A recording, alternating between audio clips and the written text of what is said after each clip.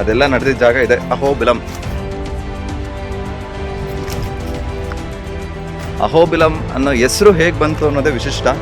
ಯಾಕಂದರೆ ಉಗ್ರರೂಪಿಯಾದ ಈ ಭಗವಂತ ನರಸಿಂಹ ಯಾವಾಗ ಕಂಬನ ಸೀಳಿ ಬರ್ತಾನೆ ಅವಾಗ ನಿಂತ್ಕೊಂಡು ನೋಡ್ತಿದ್ದವರೆಲ್ಲ ಯಾವ ರಿಯಾಕ್ಷನ್ ಇತ್ತು ಅನ್ನೋದು ಅಹೋ ಅನ್ನೋ ಹೇಳುತ್ತೆ.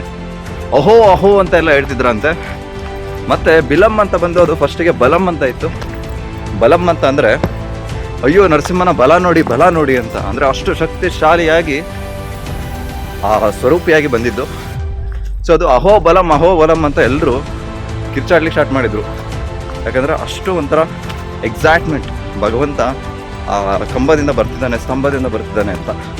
ಅದಕ್ಕೆ ಆ ಸ್ತಂಭ ಇವಾಗ ನಾವು ಹೇಳ್ತೀವಿ ಉಗ್ರ ಸ್ತಂಭ ಅಂತ ಹೇಳ್ತೀವಿ.